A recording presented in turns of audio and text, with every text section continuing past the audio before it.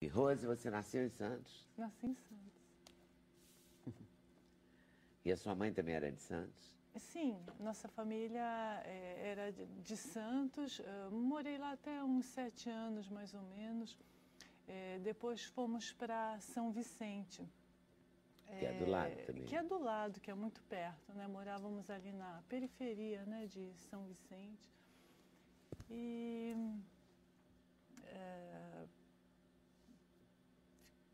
eu morei em casa com os meus pais até uns 18, 19 anos, quando saí para estudar. E você estudou em Brasília? Não, estudei em São Paulo. São Paulo. Você estudou o quê? Eu fiz publicidade na USP.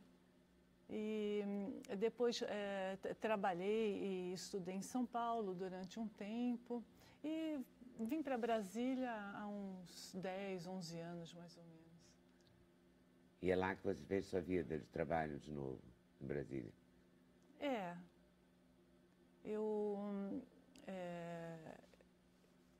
Eu trabalhei muito tempo, né? Na verdade, eu comecei a trabalhar muito cedo, né? 14, 15 anos eu já trabalhava. Com 15 anos comecei a trabalhar em escritório, né? E fiquei. E daí fiz a minha carreira. E como é que você hoje é o quê? Uma educadora corporativa, é isso? Isso, eu tenho uma microempresa de educação corporativa. Escrever o livro aconteceu. Em 2013 aconteceu. Foi uma época muito difícil e eu sentia que eu precisava colocar no papel todas as minhas memórias, todos os meus sentimentos, para tentar entender tudo aquilo que tinha acontecido, dar uma forma para aquilo, para poder tomar uma decisão, sair de um impasse, né, e resolver tomar alguma as rédeas coisa da sua vida mesmo, dentro né? de mim. Exato. Agora, você fez análise? Eu fiz... Passo há 25 anos. Não. Não. Não, Porque é muito forte isso. Nem todas as mães amam os filhos. Você está falando da sua mãe. Estou falando da minha mãe. Mas eu não estou falando só da minha mãe. Exato. A história... Vai dizer que é comum agora. Não é comum. Mas é bem mais comum do que a gente imagina. Por exemplo, existe um percentual de mães... Já tem uma coisa que é um mito, por exemplo, essa coisa, toda mulher nasce com instinto materno. Mentira.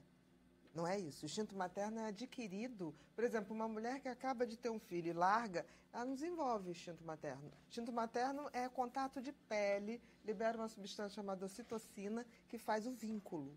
Sem aquilo, não tem o tal do amor. E um homem também pode fazer isso. Basta um homem chegar todo dia do trabalho, botar o filhinho na barriguinha, ter aquele contato físico, que hoje os homens têm muito mais. Os filhos abraçam mais, pegam mais. Eu não acho isso. Eu acho que toda mãe tem mais contato com o filho e gosta mais do filho que os pais. Você é uma mãe típica. Agora, você tem que entender o seguinte, eu não sou é uma mãe assim. típica, sou daquelas que acham que aconteceu alguma coisa se não telefonar. Sim, eu melhorei mas muito. E graças a Deus, seu filho é um menino normal. Tem que me tratar para melhorar. Um menino Por isso normalíssimo. que eu perguntei se você fez análise, porque a análise ajuda a gente a não ficar tão mãe. Em duas oportunidades eu fiz análise, né? Mas como a minha vivência era muito pesada, A sua mãe não gostava de você? Não. Ou ela tinha uma coisa que a impedia de gostar do mundo? Exato. Ela tem uma personalidade psicopata. Né? E o que é isso? Né? É uma personalidade marcada pela incapacidade de criar vínculos afetivos. Então, é uma pessoa que não consegue amar, né? Que não consegue sentir empatia. O outro. Não consegue se colocar no lugar do outro e sentir aquele sofrimento, se comover. Né? Então... Gente, existe mãe assim.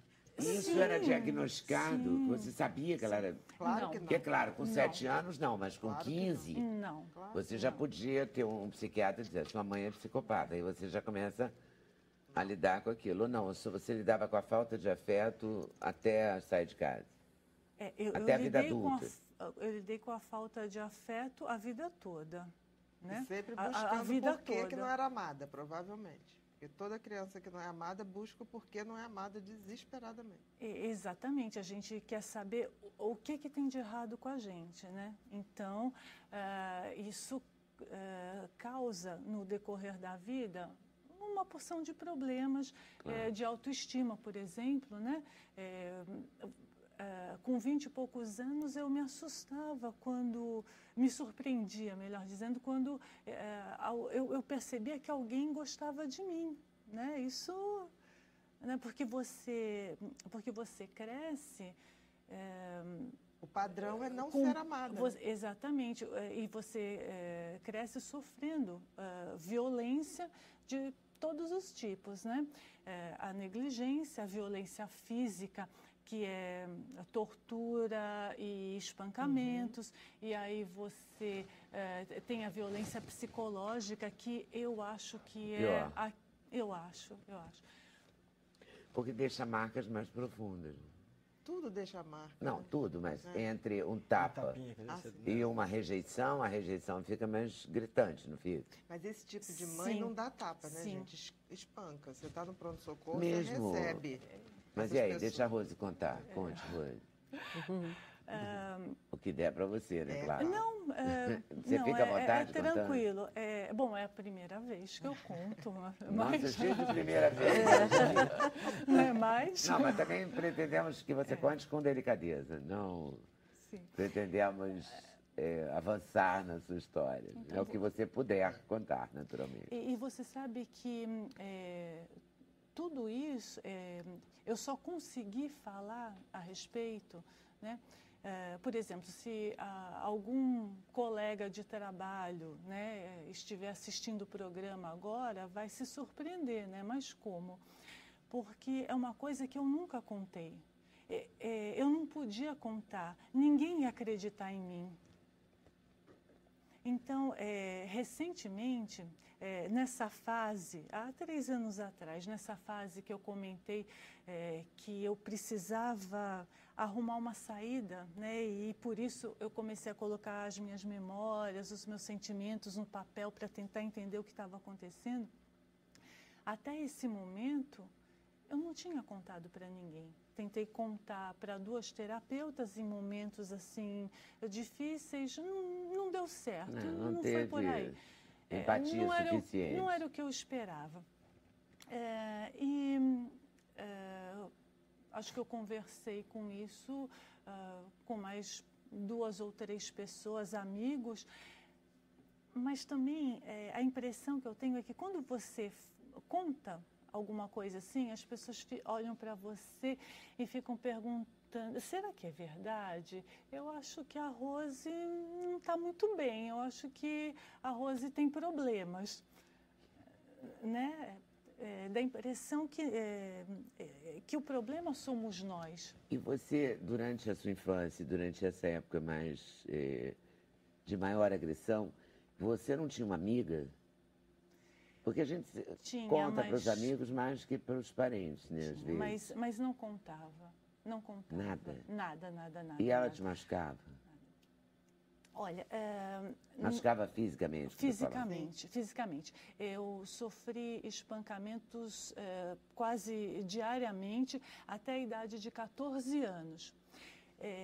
Eu tenho 1,85 m e com 14 anos eu tinha quase essa altura. E mesmo assim eu não reagia, eu nunca reagi. E com 14 anos eu era uma adolescente, então eu estava revoltada com aquela situação. Eu já não estava mais conseguindo. Aquilo para mim não era justo.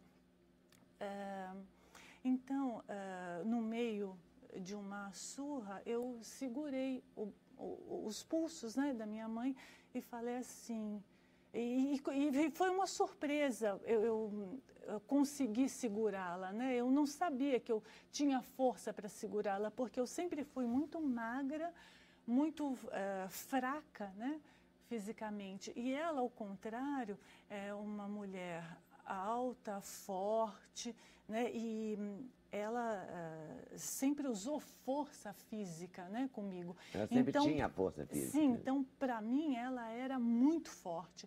E foi uma surpresa quando eu consegui segurar os pulsos dela. E quando eu percebi isso, eu falei assim, agora a senhora não vai me bater mais. E aí ela olhou para mim e recuou e falou assim, e é você que vai me bater? Eu falei, não. Leda, eu não sei como eu falei isso, mas foi libertador para mim. Eu falei assim para ela, eu nunca vou fazer com a senhora o que a senhora fez comigo. Pode ficar sossegada. Eu não sei, e realmente, de fato... Você nunca fez? Com ninguém. Não, sim, mas nem com ela? Não. Você não teve nunca uma vontade de se vingar um pouquinho? De novo? Olha, eu passei por várias fases, né? E essa adolescente, quando chegou aos 18 anos, não ficou com uma raiva danada e, sei lá, teve vontade de nunca mais falar com ela, nunca mais... Eu não estou falando da força física, de bater nela, mas assim, de romper, sabe, de botar esse rancor de alguma forma para fora, porque deve ficar uma mágoa profunda, né? Então, mas você sabe que é uma coisa tão estranha, isso talvez fosse o natural. Mas, para mim, o mais importante era a minha vida. Eu sempre fui muito focada nas minhas coisas. Você vê, eu tinha um ambiente familiar muito complicado porque, quando eu tinha 10 anos, mais ou menos, meu pai iniciou um processo de alcoolismo. Então, o ambiente na minha casa era complicado. Ambos eram violentos, né? E eles brigavam também entre eles, si, né?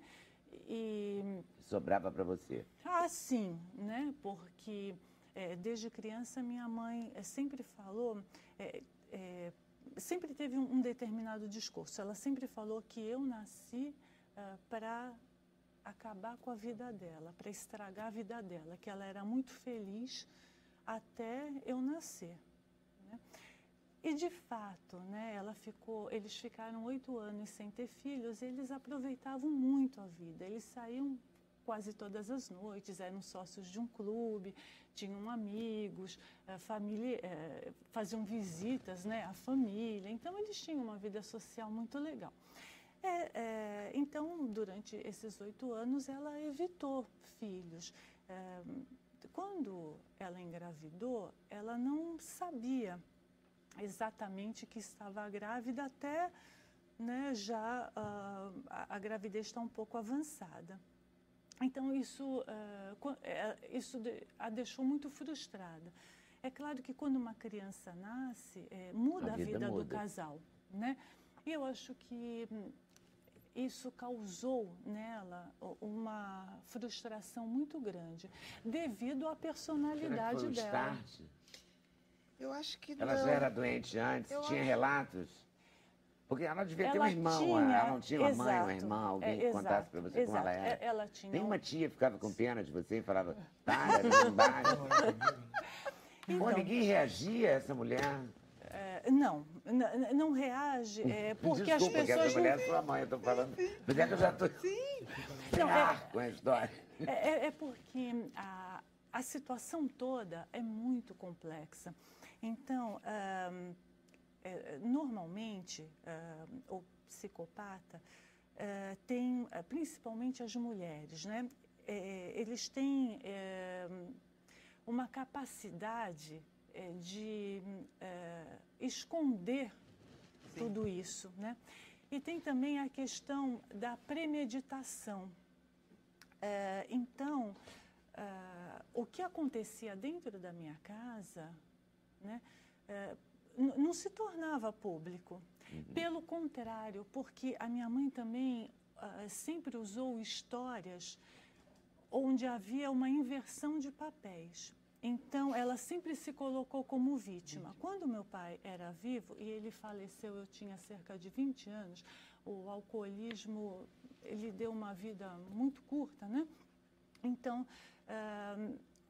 enquanto ele era vivo, ela ainda falava muito mal dele para as outras pessoas, né?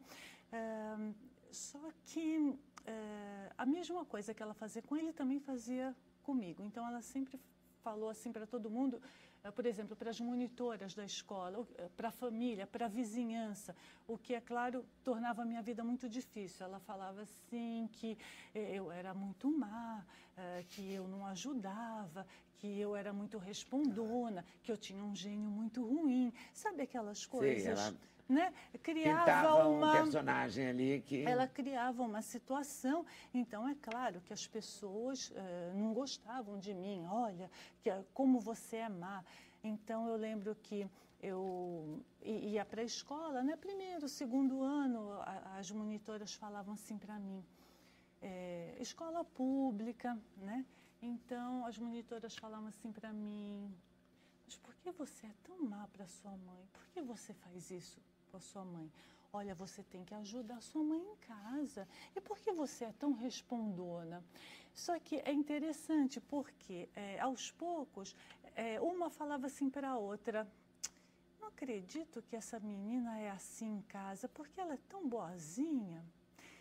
E no segundo ano, a minha professora, eu estava sempre, calor de 40 graus em Santos, né? E eu sempre com um casaco azul marinho de lã bem grosso para esconder os hematomas, os arranhões, né? As unhadas, né? Muitas unhadas. E então eu estava lá, né? E na carteira, sentada, e eu não sei se eu me mexi, a manga subiu e a minha professora viu. E ela então passou e puxou assim a manga e levantou e falou assim, levanta a outra manga. Não, não é possível, tira o casaco. Aí ela abriu o meu avental para olhar as minhas costas também. Aí ela falou assim, quem faz isso com você? Morrendo de medo, eu falei, é a minha mãe. Aí ela falou assim, vem cá. Aí me levou na diretoria, mostrou para a diretora, para as professoras. E aí eu só falava assim, pelo amor de Deus, não conta para minha mãe, porque ela vai fazer muito pior. Pelo amor de Deus, não conta, não conta. E de fato elas não contaram. E aí passaram a me acompanhar, né? A olhar, estavam sempre perguntando, né? E aí, como é que estão as coisas? Apanhou. Aí eu falava, não, ela não tem batido mais. Aí elas olhavam, mentira, você apanhou, né? E eu falava, mas tudo bem. Não, nunca falaram nada. Mas não tinha conselho tutelar na época, né? Não tinha essa cultura que hoje Meu você Deus, tem. mas tem um padre, um pastor. Um padre? Não, sempre tem. Sim, porque sim, eu sei que tem muita gente que tem relato de padre ruim, mas eu, por exemplo, não tenho. Em infância, os padres eram pessoas que se contavam coisas, assim. Né? Isso é uma coisa que vem mudando, né? Bastante. Eu ouvi recentemente o caso de uma mãe que tem um filho com problemas, eu não lembro o nome da doença que a mãe contou. E o menino começou a se debater, né, isso num shopping. E a mãe tentava acalmá-lo, mas as pessoas entenderam que ela estava batendo. E imediatamente elas ligaram, né, para o Disque Denúncia. Hoje é diferente, claro. E depois a gente está falando de uma cidade grande, aí São Vicente, Santos, aí já é uma cidade menor, aí os vizinhos também... Como ela contava que você era ruim, os vizinhos também ficavam meio do lado dela. Eu morava e contar essa história ajudou? Você se sentiu melhor quando você botou o ponto final no livro? Não fala agora que ele saiu, que é verdade, que está aqui. Fala quando você terminou o livro. Eu acho que me ajudou. Inicialmente, eu comecei a escrever as histórias, não é? E eu comecei a entender melhor. Porque eu não tinha coragem de tomar uma atitude. A minha mãe estava morando comigo, na época, há 3 anos, E ela foi morar com você depois? Sim. Porque, de fato, eu nunca a abandonei. Eu perdi o meu pai e nós ficamos, então, minha mãe então ficou numa situação financeira difícil. Então, eu sempre ajudei financeiramente. Eu cheguei a comprar uma casa. Na verdade, era para nós morarmos, né? Mas ela acabou morando lá a maior parte do tempo sozinha. Enfim, eu sempre estive presente. E dos 14 anos em diante, ela nunca mais te bateu? Não, nunca mais. Desde esse dia que você... Desde esse dia. Continuaram as agressões psicológicas, orais. Isso, e principalmente essa coisa de falar mal de mim para todo mundo, de se colocar sempre como vítima. E ela está viva? Está. E ela mora com você? Não mais. Esse ponto final do livro, né, acabou, então, resultando na resolução de toda essa situação e para que todos fôssemos felizes, né? Eu, meu marido, ela, enfim, para que houvesse um pouco de harmonia, foi necessária a separação. Mas... E você é casada? Sou. E você tem filhos? Não tive. E eu não tive por uma porção de razões que eu comento no livro, né?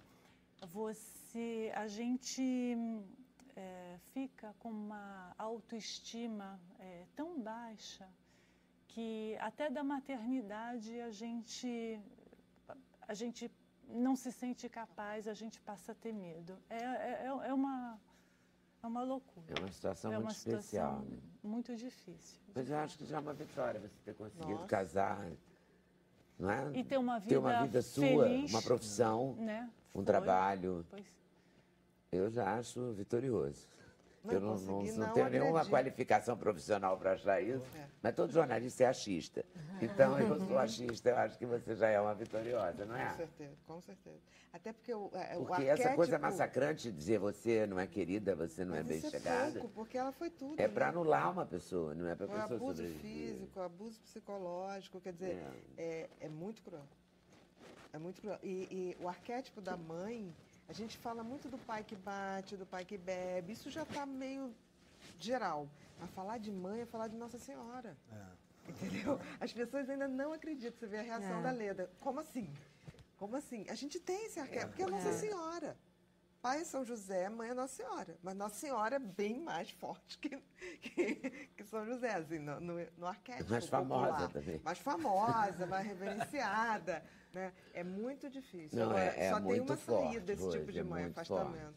Afastamento. Parabéns. Por você estar aqui e chegar num resultado, porque eu acho que o livro pode ser uma libertação também, de certa forma. Ele foi. E a coisa mais interessante é que antes ele foi publicado pela Paulinas, mas antes disso eu coloquei o livro numa plataforma, né, de publicação e deixei o meu e-mail e muitas pessoas me escrevem ainda, né, conversando e contando histórias semelhantes, né? Então, assim... Muito semelhante. Então, é mais comum, você tinha razão. Quer dizer, claro que você tinha razão, né? Psiquiatra importante eu aqui. Claro que tinha razão. É um relato que aí você vai ver quando te manda os e-mails, é muito parecido. É uma coisa impressionante. Então, a Associação Americana de Psiquiatria coloca que 1% das mulheres são psicopatas. Né? E, na verdade, isso está subnotificado, justamente porque elas conseguem camuflar e passar uma imagem diferente. Agora, se a gente trouxer isso para o Brasil, é 1 milhão de mães e eu estou sendo É bastante gente. É mais. Muita gente. É mais. Uau! depressão pós-parto? Não, depressão pós-parto, não, daquilo depois a pessoa volta a dizer para você, tipo assim, eu tava louca, eu amo meu filho, assim, é um momento de alteração. Olha, eu vou pedir um intervalo. Olá, meu nome é Everton, eu sou o curador desse canal e toda semana você tem um novo episódio. Ficou alguma dúvida? Quer sugerir um tema? Escreva aqui embaixo, se inscreva. E toda semana você será o primeiro a saber e vamos melhorar nossos relacionamentos ao redor do mundo. Até mais!